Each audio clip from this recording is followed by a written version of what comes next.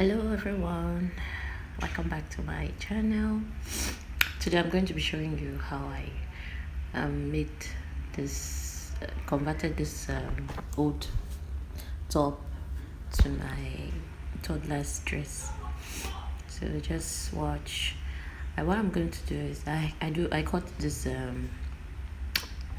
this panel before, like this pattern before, from her clothes I made for her.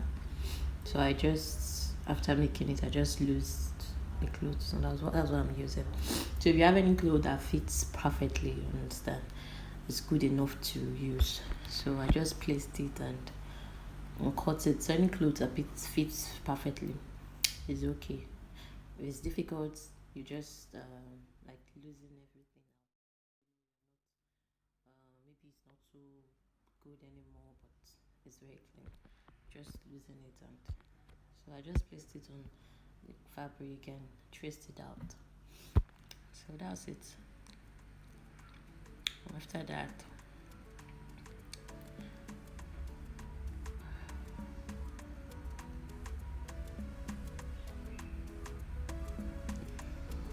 I just cut it out like so. So I just take my scissors, make sure you arrange it very well, and cut it out.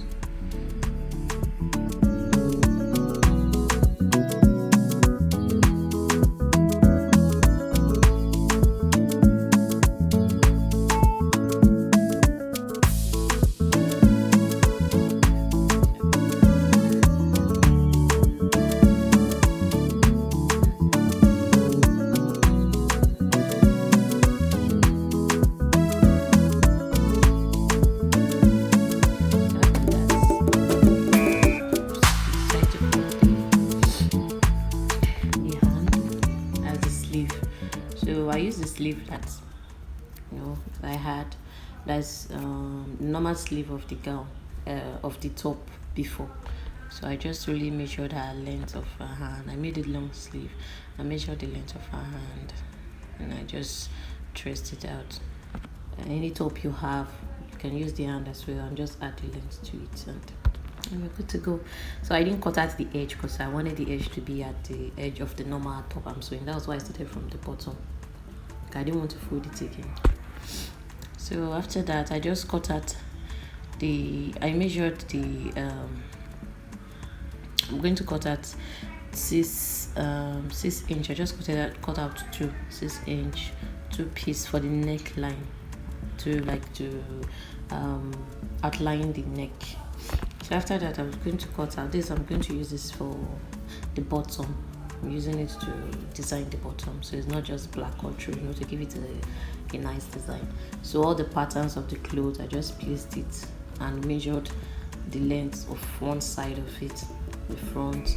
So I measured the wideness of it, and I timed that the width by 2, and then I make the width.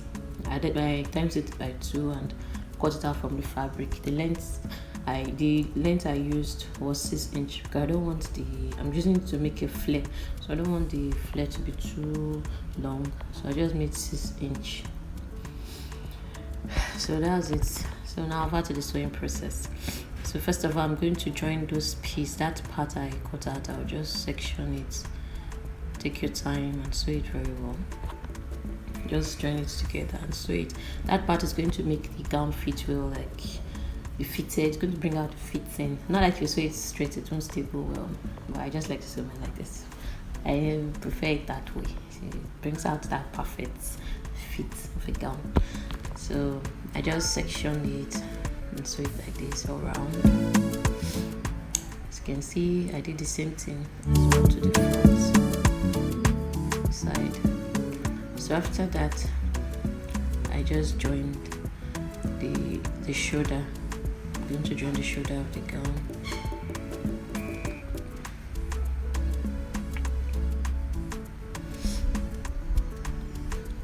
My daughter came this time, so I'm going to.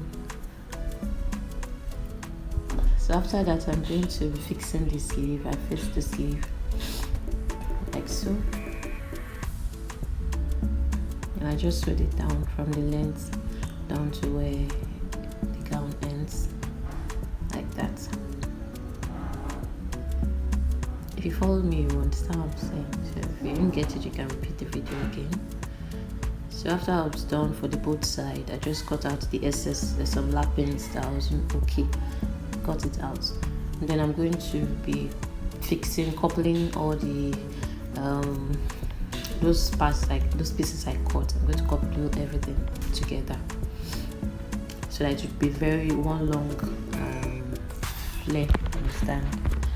So after which I just cut out the excess that wasn't equal, and then I just aim the bottom. It's easier to aim when you've not gathered it than aiming it after gathering it. To start folding, it's going to be easy to sew.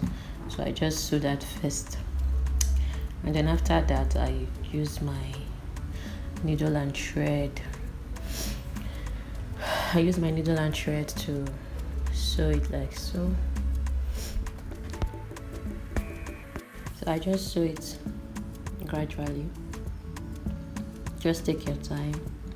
I slow that down so you can be able to see how I'm going with it. Just in and out like that. Sew it until you get to the end with the needle. You have to first of all measure the thread. My camera got off there. Well, I would have shown you, or I didn't know I wasn't recording then. So you have to measure the length of the needle, the thread you're using. You measure it on the gown before you start doing the flare, so you know the amount of flare that you really need. You can section very well. So after that, I'm going to be joining it to the gown. So I'll just join it to the gown like so, all through.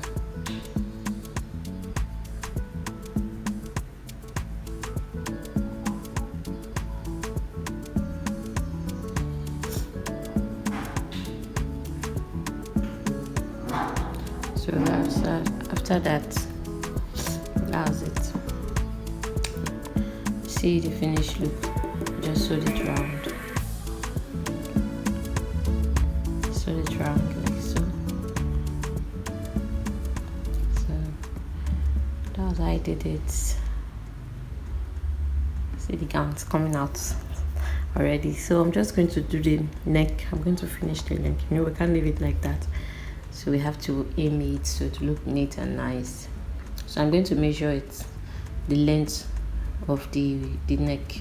I just measure it together.